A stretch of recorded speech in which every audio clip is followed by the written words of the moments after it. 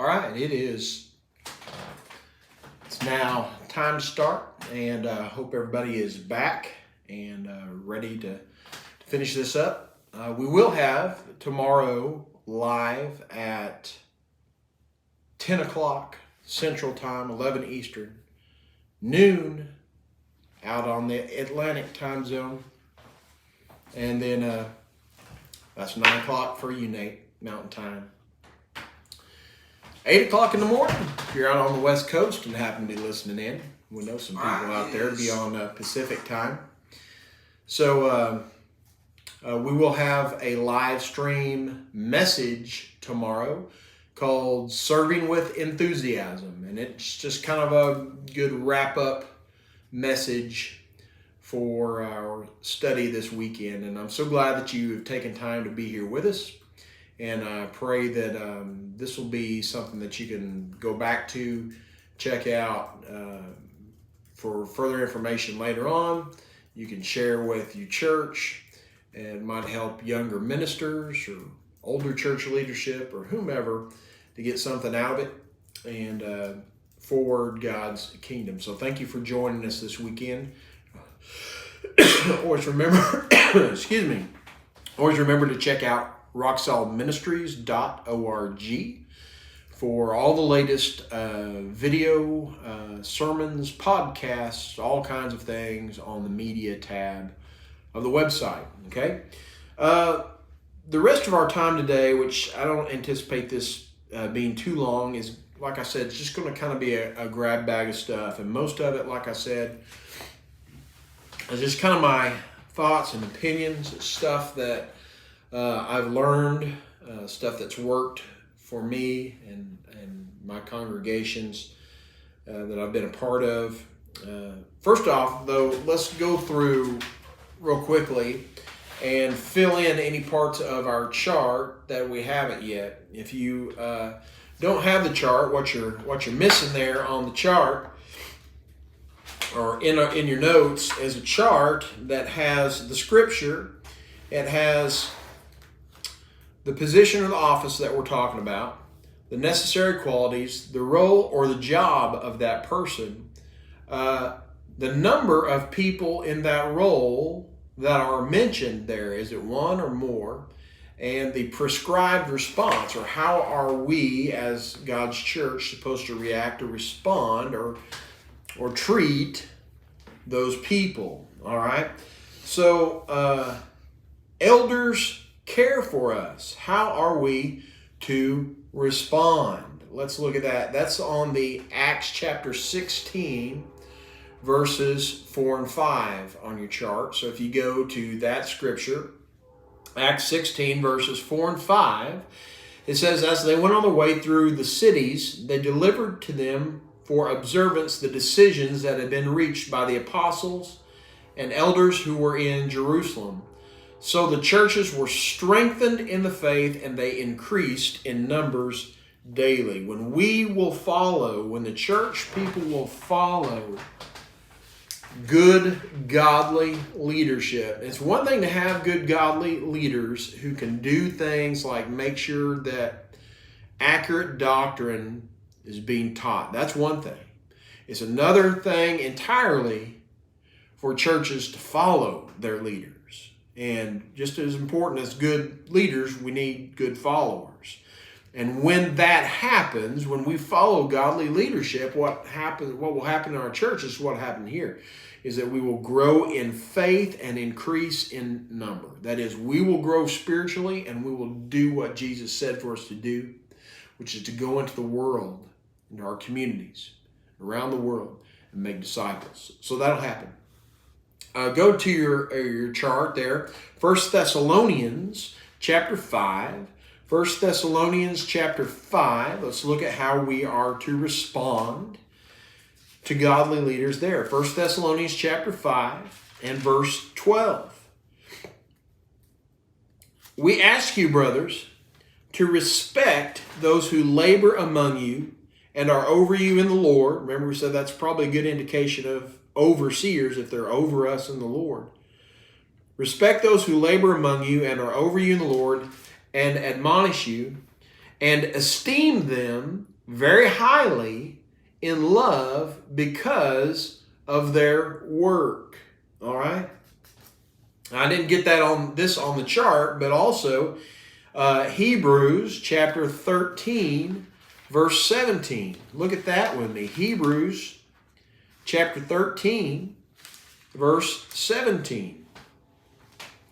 There it says, "Obey your leaders and submit to them, for they are keeping watch over your souls, as those who will have to give an account.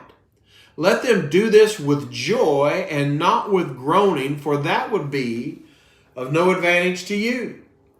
Again, it's one thing to have godly leaders and another thing to follow godly leaders, or as these passages talk about, respect and obey godly leaders. And there's a reason for that, not only so that we grow in our faith and we do our job as God's church, but he says here that we need to obey our leaders as those who watch over our souls.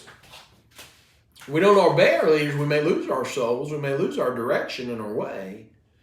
But also so that their job in that, and we've seen how big a job it is to be an overseer in God's church, so that their job will be a joy and not burdensome when we make our elders, our overseers' job a burden, we're not giving ourselves an advantage.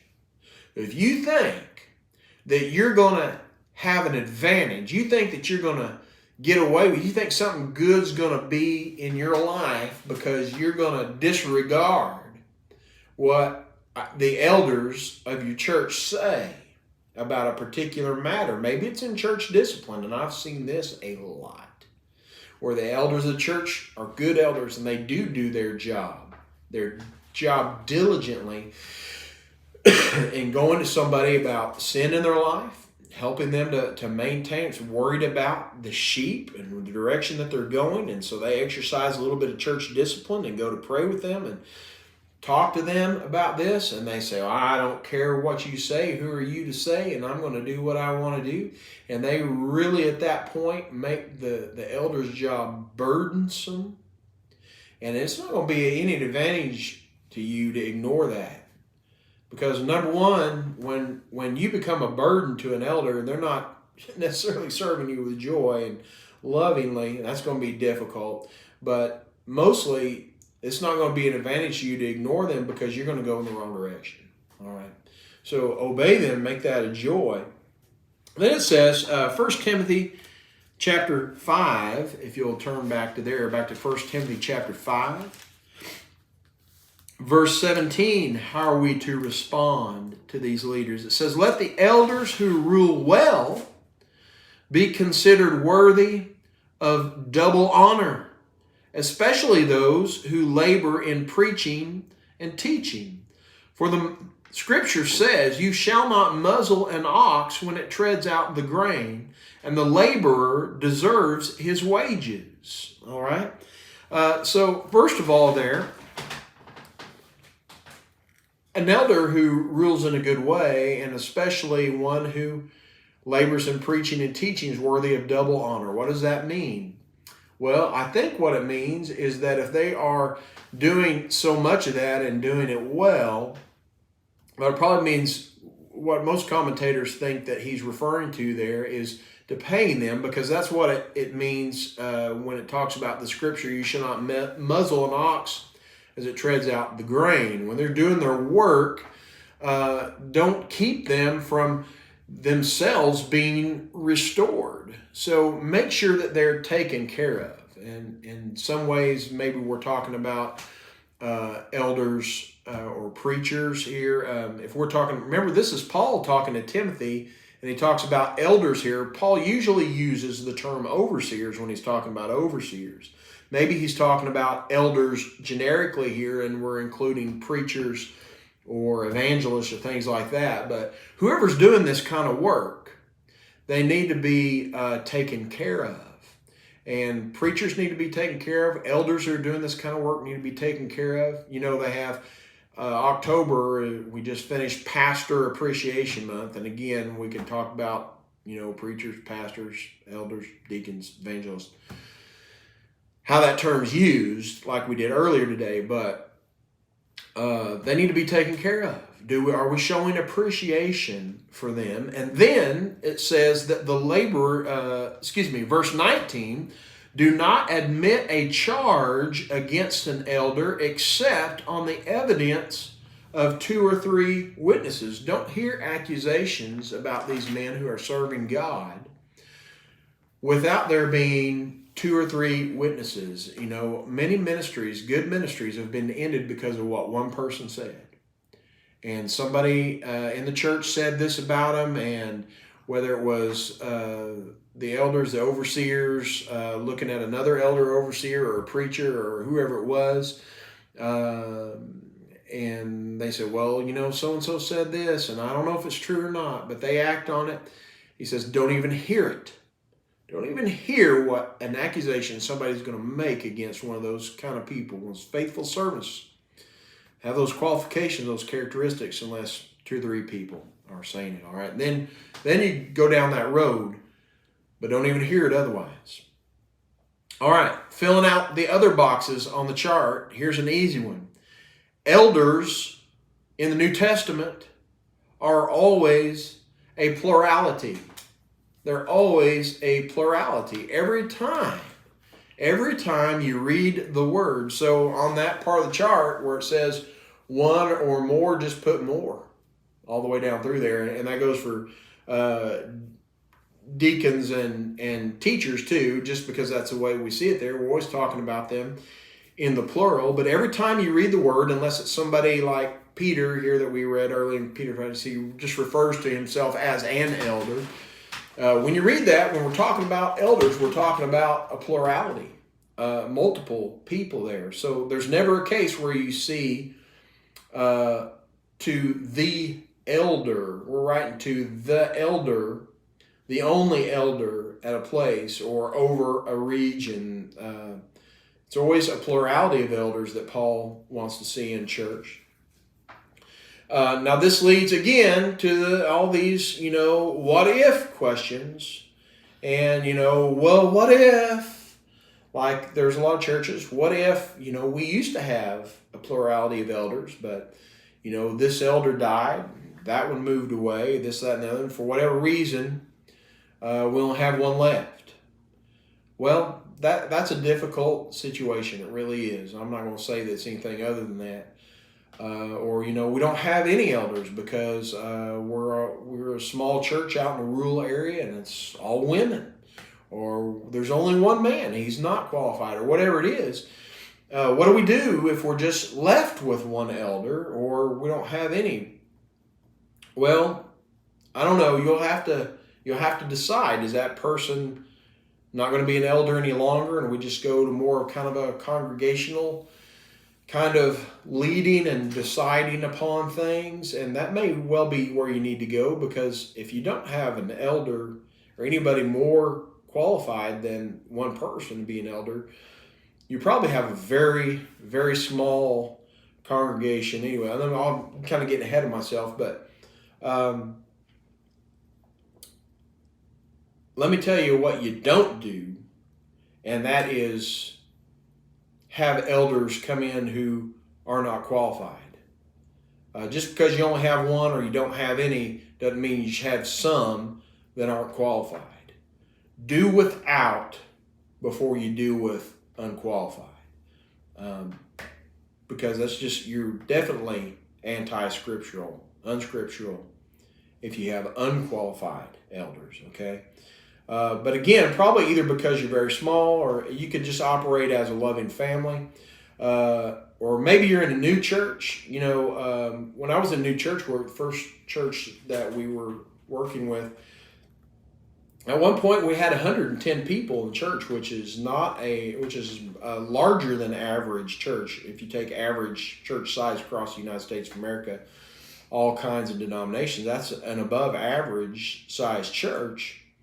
But 90% or more of those people were new Christians or unbelievers, which would disqualify them for being elders or leaders. So we kind of borrowed in some ways elders or leaders from other churches just to hold us accountable as temporary leaders of that new church. There's no great solution, I don't think, for that. But like I said, anything is better than unqualified. Anything is better than that. So don't do that. Don't do that. I like to say a few words about elections, electing or selecting, and how that works in churches. Again, you're just getting my opinion here, because the Bible doesn't really say, the New Testament doesn't really say anything about how it says here's the kind of guys you look for, but how do you make them elders or deacons in the church? Now, Paul left Crete before establishing elders there, and so he tells Titus to appoint elders there. I don't know that means that the evangelist for every church since and now need to be appointing elders. Honestly, I think as a preacher, as an evangelist, I have many times wanted to do that, but I think also I would say I probably would have picked some wrong people. So I don't know if that needs to happen, but here's my thoughts on that. I despise, with a capital D and maybe all the rest of the letters capital T, I despise elder and deacon elections. Okay? I finally got my guys in our last congregation to quit saying that and doing things that way. It's 40 lashes with a wet noodle for saying this Sunday is our elder deacon election. All right? Elections are what you try to have when you elect government officials. The church is not a democracy. It's not even a democratic republic or constitutional republic. The church is a theocracy. There's one head of the church, and that's the Lord and Savior Jesus Christ. So it's his church, and he's in charge. And rather than having an election, there maybe should be a selection process that ends with a confirmation of these people. So it may be elder and deacon confirmation Sunday, if that needs to happen, but I don't like using the word election. In an election, regardless of how you get the names on a ballot, that's the other word that comes along with election, people are going to see it, well, it's this person or this one. Whoever gets the most votes, whoever most of the people want in democratic fashion, that's going to be the leader. There's a whole lot that's wrong with that in the church. A whole lot that's wrong with that. So basically what we did, and again, my opinion, you figure this out, but I think this makes sense. For whatever reason, our eldership had terms that they would have. Maybe someone dies, moves, resigns, or we need more elders or more deacons, or maybe the current elders were going off because of a term. Then the current elders began praying about who they might ask to step in to fill those slots. The congregation certainly allowed to submit some ideas, just like we saw Acts chapter 6, pick out from among you. Okay, we certainly don't want to let the congregation not have some kind of voice in who they feel could serve them best. Men could volunteer. They aspire to that kind of thing. So then we have a group of names now. Then those men went into a vetting process. The first hurdle was just sitting down as elders of the church and saying, okay, here's this person. Do they meet the qualifications? And the elders, because they are elders and overseers and they know things about families in the church, they may know things, somebody in the church may have said, old Bill, he'd be a great elder. And I would suggest to the elders that they talk to Bill about being an elder. And when the elders get old Bill's name, they go, old Bill is going to be the furthest person, because not everybody knows this, but we know this. And so, we're not sharing that, but we're going to mark old Bill off the list. All right. And so that's the first hurdle. The second hurdle was, okay, the elders kind of think these guys look good. So we would assign different elders to go and to interview these people, to sit down with them, with their wives, and say, look, your name's been brought up. Is this something that you would aspire to? Is this something you think you could do? Here's the qualifications. Here's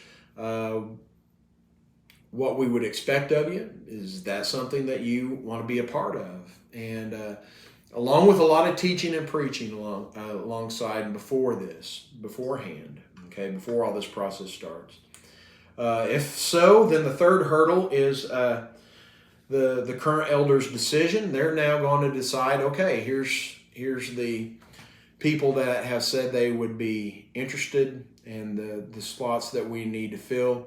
Are we really confident these are the names that we want to put out now before the congregation? And so the elders would then inform the congregation, these are the names, these are the guys that we're going to add or make elders, or add or make deacons, and they're going to be the deacon over this ministry. This is what their job's going to be. That was the other thing. Deacons need to have a job, need to have a ministry, just like those guys back in Acts chapter 6 did.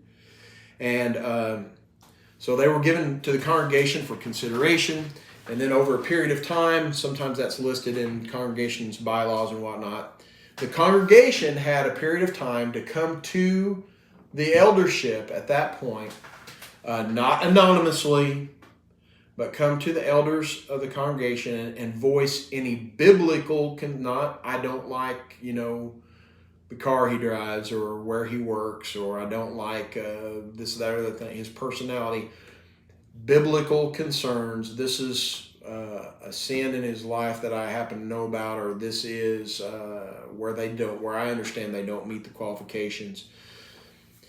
And any concerns were investigated, names remained or were removed during that time. And so that by the time we arrive at the Sunday where there's going to be a confirmation of these men, if we could get them to do it without a vote, that's what I really prefer, is that we just say, you know what, if nobody comes and we don't have any problems with these people by over this period of time, then the suggestions of the elders are going to be taken, and they will become elders and deacons at that time. If you can't get by with that, then we can let the people vote. But here's the thing.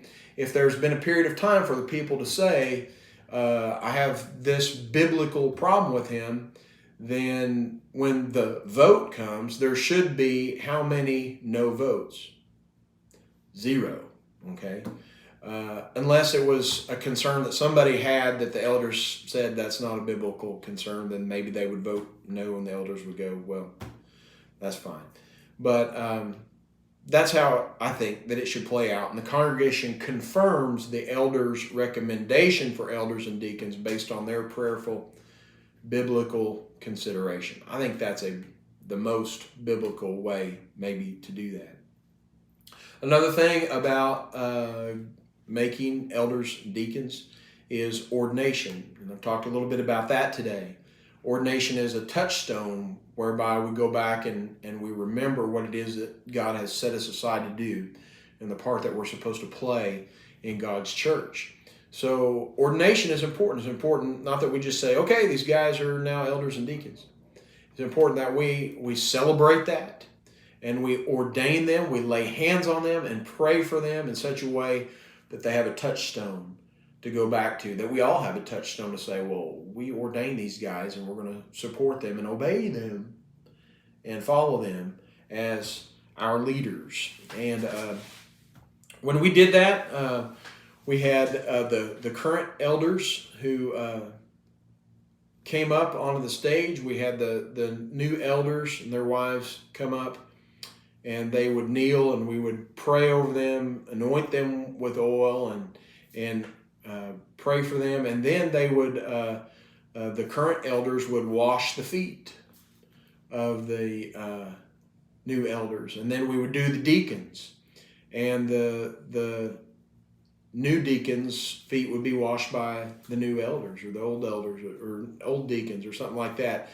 And then elders and deacons were all given a towel, and this is just a little extra something that we did, a towel with the church's name embroidered on it to remind them This is your job, to serve God's congregation. So just some ideas, that might help you. A working example, okay, I talked a lot about how eldership was about people, and eldership not just being hearing some reports and talking about buildings and policy, but eldership is about people and shepherding people and helping people grow. Years ago, I remember Randy Garris. He was a preacher in Joplin, Missouri for many years, and I didn't get in touch with him and rehash this out with him. So, Randy, if you happen to see this and I don't get it just right, then forgive me. If not, this is the way that we thought about it, and it seemed to work all right. So, either way, he talked about how do we know if people in our church are okay? If it's our job as elders, as overseers, to shepherd God's people, how do we know if they're doing okay? How do we know where they are spiritually? How do we kind of take their spiritual temperature, so to speak, to see if they're well? And he said, here's 3 things that you could look at. He said, are they attending? Obviously, if they're not attending church anymore, that's a deep concern. Okay, so are they attending? Are they there on Sunday morning and or Sunday night and or Wednesday night? Are they there regularly? 2, are they building relationships in the church? Are they just kind of those in and out kind of people and they don't really have relationships and connections? The church is a body and it needs to have connections, and we need to encourage one another, and that's not going to happen with that kind of thing. So they're attending regularly, they're making connections. And number 3, we want to see them serving. That's why we're there. Like we said earlier, we're getting equipped to serve in God's church. So those 3 things are good things as a spiritual thermometer to kind of see where people are. And so I started preaching that to our guys in the eldership, that these are the things that we need to look for. Now, that's not the goal of us for people, okay? That's a gauge. It's not a goal, okay? Every once in a while, I had this one elder that said, well, if this is our goal for people to attend and make connections and to serve, I said, no. That's not the goal. The goal is for them to become disciple-making disciples. That's the goal. The goal is for them to be mature in Christ. These are gauges, okay? It's just like, the goal of your car is to get you from place to place. The gauges tell you whether or not that's actually going to happen. If all your gauges are, if your water gauge is reading off the charts too hot, you're not going to get anywhere. And if you're not getting anywhere, you can look at that gauge and go, well, here's why.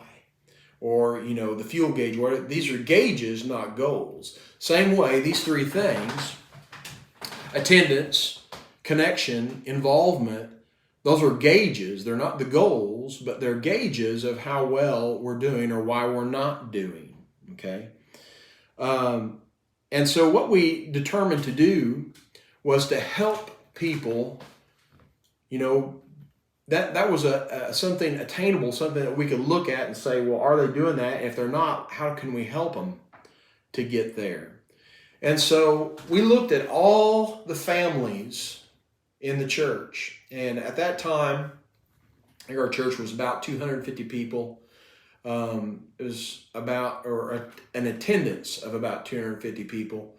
And overall, about 200 families, okay?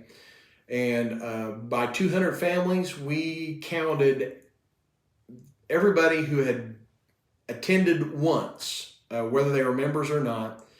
If they'd only attended once in the last 12 months, we counted them as a family that we want to look after, at least for that time being, all the way up to the most, active family. Or people who were members of the church who were no longer attending, all right? So those 200 families, and we looked at each family and we said, okay, based on those three things, how are they doing? Are they doing all three things? Are they attending regularly? And are they making connections with others in the church? And are they serving? If so, then they were a number 3 family. They were a 3 value family. If they only had 2 of them, a 2. If they only had 1 of them, 1. If 0, if they weren't doing any of those things, then they were a 0 family. And I want to say a goal, but it's not the goal of their lives. It's the goal of how we're shepherding here, is to move them from being a 0 family to being a 1 family. If they are a 1 family, it's move them to being a 2 family. If they were a 2 family, let's try to get them to be a 3 family. If they are a 3 family, let's just continue to help them to help other people. They might be good leadership material even, okay? So we began to think about that. Now, how do you do that practically? We had about 200 families, like I said. We had, at that point, 4 other elders, overseers, and then me. So we had 5 pastoral leaders, and we just divided those families out, 40 families apiece. And we kind of dealt them out, like cards. Okay, here's the 3 families. You get a 3, you get a 3, you get a 3, you get a 3, you get a 3, 3, 3, 3, 3, and then 2, 2, 2, 2, 2, 2, 1, 1, 1, 1, zeros. So we all had basically the same number of zeros, 1s, 2s, and 3s. So that, one person didn't have all the 3 families and one person didn't have all the 0 families and things like that. So those were their families that they were going to shepherd, that they were specifically going to look over and after for the year and try to help them grow spiritually in these ways so that they might become the disciples that they needed to be. And you know what?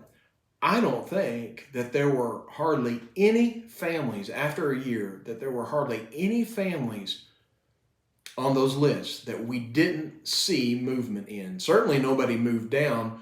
Most all of them did move up. Why? Because we had elders who cared enough to do their job and to look after these people in a specific way. So that's just a real practical way. I'm sure there's other ways and great ways of doing it, but just a real practical gauge for us to help people get to the goal.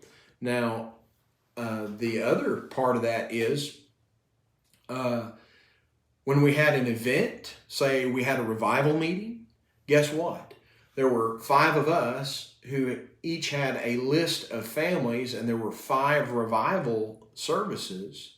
So each one of those leaders was overseeing that revival service. That elder might get up and be the person who gives the welcome and helps with the invitation and et cetera, so forth. The people on his list would be the people who brought the meal for those people and the revival team that morning or that night and stayed there and fellowshiped with people. That was the elder who was, that team, that list of people were responsible for packing out the church that night, making sure all of their people were there. And it was a good opportunity, again, for some of these people maybe who were 0s or 1s and just maybe attended church once in a while to now begin to serve or to begin to build connections. So that became not only a pastoral kind of list to help people, to shepherd people, but also became a way to contact people and a way to bring people together and a way to utilize people's gifts and talents and services and things like that. So could be very practical in that sense as well. Another thing that people will ask about elders and deacons is, well, how many should we have? And if you're not asking that question, I wish a lot of you would ask that question, because I have seen small churches where we have, maybe 30 people in attendance, and maybe half of those people are, little kids, which leaves 15. And maybe another half of those people are people's wives, which leaves about 7 or 8. And they have 6 or 8 deacons, 3 or 4 elders and 10 deacons or something like that. And so basically every man in the church is in leadership. And I'm not saying that all those men necessarily may not be qualified, but do we need that? I'm going to say probably that in a really small church, if you have, a really small church, and I'm talking about a church of 30 or under, and you have 5, 6, 7 deacons, you probably got deacons that you don't need, because I don't know that you have that many jobs for deacons to be doing. And if deacons aren't ministering or serving the congregation in some way, if they don't have jobs, then what are they doing? Well, what they're probably doing is sitting on a church board, which is not in the Bible, and helping the elders do their job of overseeing the church and guiding the church spiritually, which is not the deacon's job. The deacons are not the farm team for the elders, all right? So how many do you need? Well, how many do you need? That's the question. How many should you have is based on how many that you need. Elders, well, again, if you have qualified men, maybe you need elders. You do need elders, but you need at least 2, right? So 2 elders or no elders. No elders if you don't have qualified people to be elders. But if you're going to have elders, 2 elders. And then, how many do you need after that? How many elders do you need to look after people? An elder probably, and I think I misspoke before, I said 200 families, but I think probably is more like 100 families. So divided that out, that's 20 families per elder. That's about the limit, really, to do a good job. Maybe more than that. Maybe 50 to 60 families you could do if you're really working hard. But unless you have that many families, then that's probably going to be enough. 2 elders can probably definitely cover 50 to 60 families. Be all right. The more families that you add, then you're going to need some more overseers to help shepherd them. The more people that you have, the more ministry and service that you're going to need. So you're going to need more deacons. So that's the way I'd kind of like you to look at it, is how many shepherds do we need to shepherd the people? And how many deacons do we need to serve the people? All right. The last thing I would encourage you to do in this session today is to gather with your leadership, not just for work, but to gather with them for fun. And in our last church, we really made the effort to have fun together. And doesn't always help, but let me just tell you, it's sure a lot better than not. We met every month for a leadership meeting, elders and deacons, like I said, and we would dismiss deacons for the part where we talked about people and did pastoral, real elder work. But we also decided that while we met every month, we would only really talk business every other month. The other months, the off months, we did get together, but we would get together at one of the homes on the leadership team. And maybe that person on leadership team had a big pond and we'd all go fishing together. And maybe they really like to play games, and so we'd go over that leadership person's house and we'd play games. Or they like to shoot, so we'd go out to this person's house and we'd shoot clays together or whatever it was. But we'd spend time together doing things for fun and fellowship, not just working together. Now, it was really hard to get those guys to do that, because they, as much as they probably didn't need to, and as much as you can go over real quickly, hey, here's a concern about this bill or this building issue. You can do that on a Sunday after church real fast in 5 minutes, okay? You don't have to meet for that every week. That doesn't mean you shouldn't be concerned financially and meet regularly about those things. But meet together for fun. It's really hard to have bad disagreements and not love one another if you're meeting together to have fun as well as to do business. Okay, so that's something I'd encourage you to do. Guess we hadn't had any questions in this session. Again, if you do, more than happy to continue the conversation. If you message me, private message me, email me, greg@rocksolidministries.org, and be glad to talk to you about that further. Thank you again so much for being here with us. We're going to get these posted soon to our YouTube page, and then they'll be available from our media tab of our website as well. So I encourage you to check on that if you want to share that with other people. For now, you can share it from our Facebook page. It'll be there. And again, if you need handouts for your church later on, contact me for those. Other than that, we'll see you tomorrow for the live stream of the final message. That's at 10 a.m. Central tomorrow morning. I'm sure many, if not all of you, will be in church. Maybe some of you are in places where you can't be. So I invite you to have church with us tomorrow at 10 a.m. At least get the message, hear from us at the Rock Solid Ministries Facebook page, 10 a.m. Central Time. God bless you. Thank you for joining us, and have a great day.